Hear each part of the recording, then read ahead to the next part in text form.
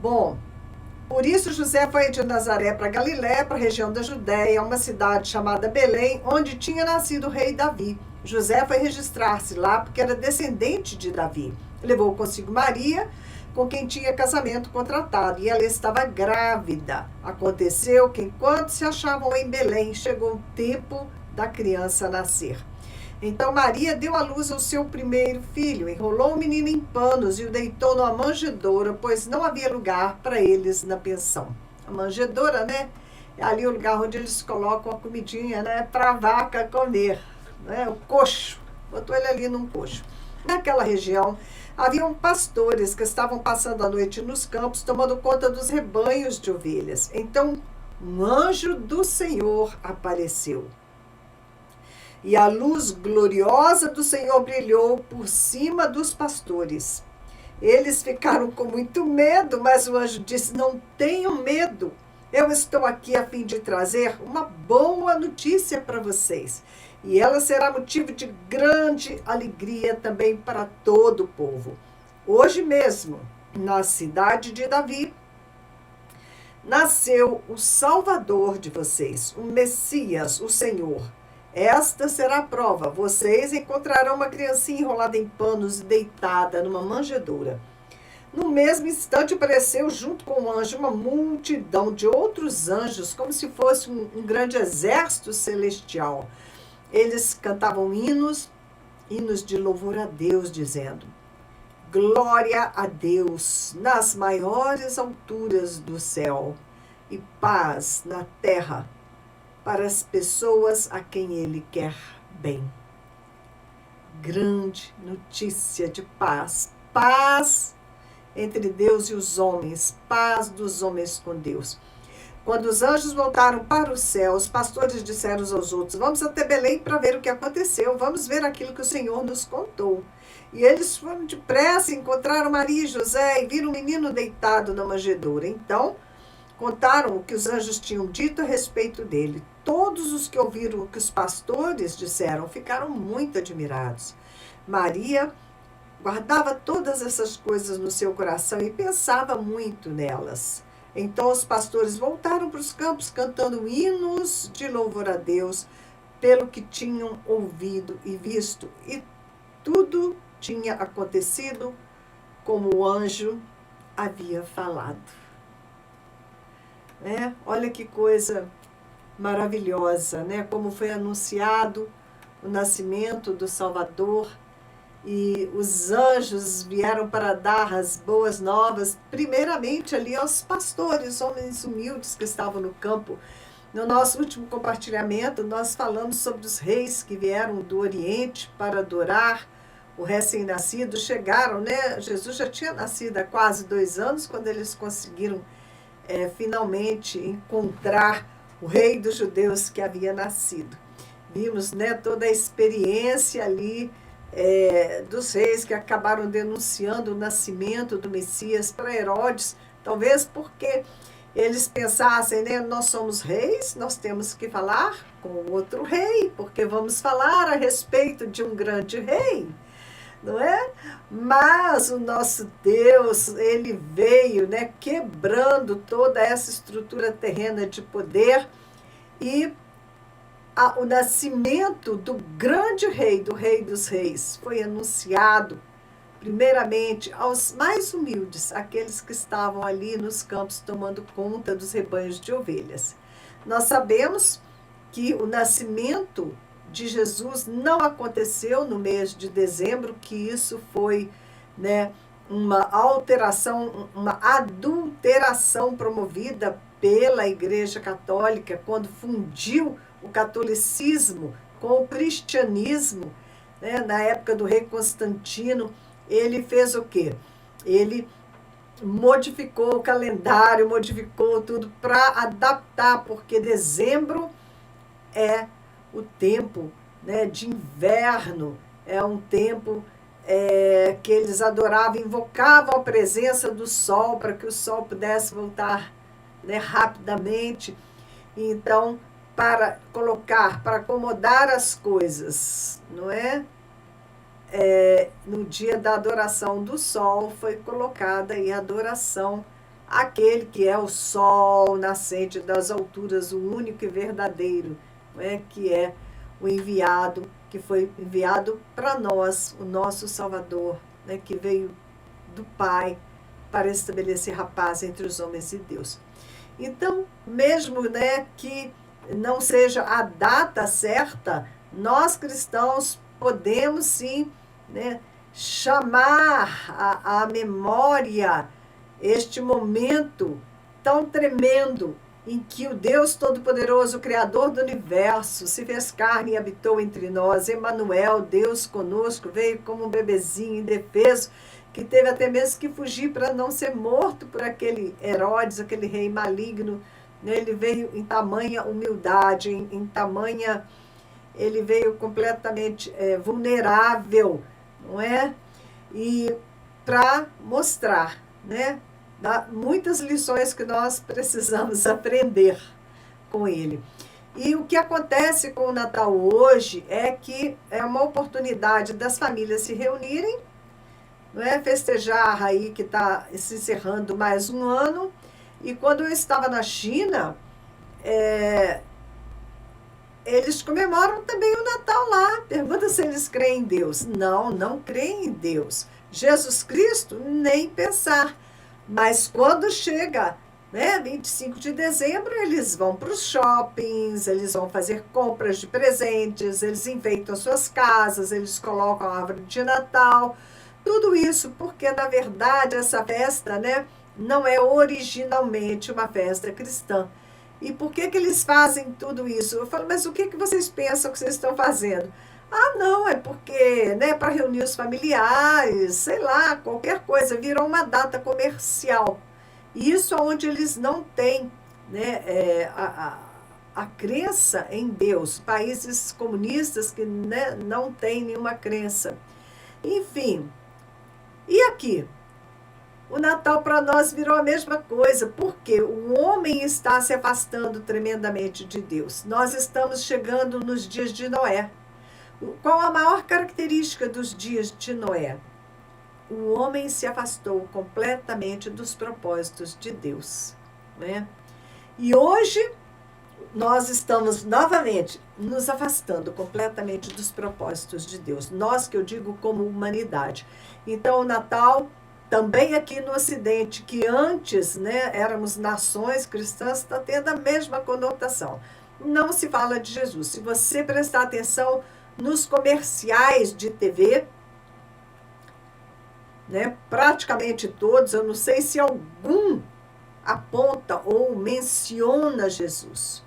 Né? Eles sempre falam, é uma data, né, para você fazer o bem, para você presentear os outros, para você dar esmola para os pobres, né, para você, como eles falam, né, é uma data de inclusão, para você incluir aqueles que estão deixados de lado, qualquer coisa, né? Então, hoje o Natal é em função disso, né? É uma data basicamente comercial e os comerciais todos apelam para isso. É uma data de estar junto, de celebrar, celebrar tudo coisa humana, né? A bondade ali entre os seres humanos, os relacionamentos. Mas eles tiraram Jesus da manjedoura. Eles sumiram com o menino, né? O verdadeiro sentido do Natal foi completamente corrompido, de tal maneira que até mesmo nós que somos cristãos, a gente se reúne e às vezes deixa Jesus do lado de fora das comemorações natalinas. Essa é que é a verdade, né? Natal deveria ser um tempo de celebração, de gratidão, né? De voltar as nossas atenções completamente, né, para aquele que veio por nós, veio por amor a nós e sofreu horrivelmente no nosso lugar para que a gente fosse reconciliado com o Pai. para que as portas do céu voltassem a ser abertas para nós. Então eu sei que, né, Natal não é agora, não é dia 25, né, que virou essa festa pagã, como desde o começo foi colocada junto com uma outra festa pagã mesmo, mas toda e qualquer oportunidade é válida para a gente falar de Jesus, para a gente celebrar Jesus, para a gente ser grato a Deus, né? Então não vamos perder mais esta oportunidade, né? Às vezes as reuniões nós temos ali, né, parentes que não são ainda convertidos. Vamos aproveitar, né, para deixar a nossa pitada de sal nessa festa, a nossa luz, não é assim? Quando eu estava lá na China, depois que me converti, eu nunca comemorei Natal, nunca botei nada desses símbolos, porque eu sei que são símbolos pagãos, eu não, né, não adotei isso. Mas, quando eu estava lá na China, eu tinha 2 chinesas que estavam morando comigo. E elas se comportavam como crianças. Elas nunca tinham tido, né, um Natal, nunca tinha celebrado o Natal na família delas. E elas começaram a me pedir que eu pudesse, então, celebrar, né, fazer a árvore de Natal, enfeitar a casa, não é? E eu fiz porque quando você está no contexto transcultural, é uma ótima oportunidade, um gancho, né, como a gente fala no jornalismo, para você introduzir aquilo que importa, né, para você pregar, para você falar de Jesus Cristo, quem é que está sendo comemorado e o que está sendo comemorado no Natal. Então, né, não é aquilo que a gente gostaria, mas a gente pode transformar isso da melhor maneira possível, porque é assim também que o nosso Pai se comporta, né? Como é que o nosso Pai eterno se comporta? Ele aproveita tudo, né? Mesmo as coisas ruins, para transformar para um propósito maior, porque o bem, ele é maior do que o mal. A luz, ela é maior do que as trevas. Amém? Então, que o Senhor possa, sim, nos dar um Natal cheio de graça, né? Que nós possamos ter favor diante de Deus e favor diante dos homens. Que o Senhor nos dê sabedoria, né, para usar esta ocasião da melhor maneira possível. Normalmente, no Natal, esse espírito natalino, como eles dizem, na verdade, é liberado um espírito de trevas, né, em Natal, Ano Novo, onde muitas pessoas, elas ficam tristes, ficam deprimidas, se matam. Aqueles que estão sozinhos se sentem ainda mais sozinhos, aqueles que estão abandonados se sentem ainda mais abandonados, né?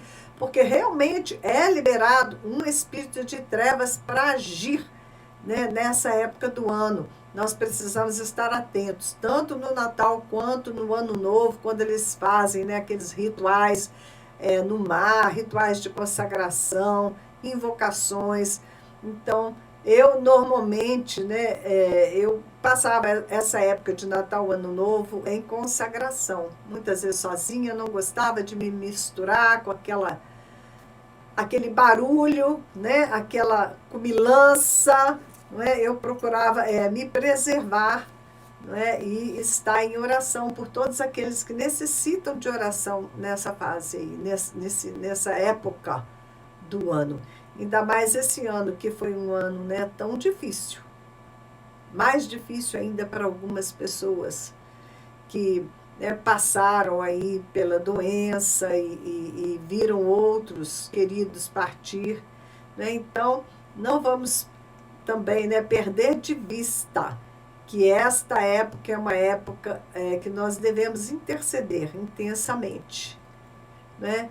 E nos guardar, né, para não entrarmos aí nesse espírito depressivo natalino, mas nos voltarmos, né, como os pastores que saíram procurando e foram encontrar o menino e adoraram e celebraram e voltaram para os campos em adoração a Deus, né? Que nós também possamos experimentar neste Natal esta visão celestial, né, dos anjos celebrando, né, dando glória a Deus, porque tinha chegado o tempo da visitação de Deus aos homens. Agora nós estamos já nos preparando, né, para a volta de Cristo. E aí não vai vir mais como veio. Jesus, ele veio como um homem, como um cordeirinho que ia ser sacrificado no nosso lugar. Mas agora nós estamos aguardando a sua volta como Cristo, ungido de Deus, aquele que derrotou as trevas, derrotou a morte, não é? Nós estamos aguardando Cristo Jesus, o leão da tribo de Judá, né? Como o apóstolo Paulo, ele vai, né, falar desse tempo da graça, o tempo que surgiu a igreja, que surgiu o povo de Deus, que agora é selado pelo Espírito de Deus. Ele não vai falar Jesus Cristo, ele vai falar Cristo Jesus, né? Não mais eu, mas Cristo vive em mim. Então, hoje nós temos este povo diferente, né? O povo marcado pelo Espírito de Deus, e nós estamos aguardando a segunda vinda. Não mais, como diz lá em Mateus, né? Jesus Cristo, filho de Davi, filho de Abraão. Nós temos aí o filho de Abraão, que é Jesus, o Cordeiro de Deus, que tira o pecado do mundo. E temos o filho de Davi, o leão da tribo de Judá, que virá para reinar. Nós estamos aí, né, caminhando, esperando e caminhando para entrar nessa nova dispensação, nesta nova revelação do Filho de Deus, agora como o leão, aquele que vai, né, sentar para reinar como o rei mais poderoso do universo, né? Enquanto o cordeiro, né, foi tipificado no Antigo Testamento por Isaque, o filho de Abraão, né? O filho de Davi é tipificado pelo rei Salomão, o rei mais rico, mais sábio que já existiu, né? E é assim que Jesus vem para reinar, né? O rei glorioso. E nós que agora estamos, né, lutando com todas as forças contra as trevas que estão fazendo grande estrago, né, no meio da humanidade, nós estamos aí aguardando, né, nós vamos reinar, nós vamos fazer parte do novo reino, com um novo rei que está para se manifestar aqui nesta terra.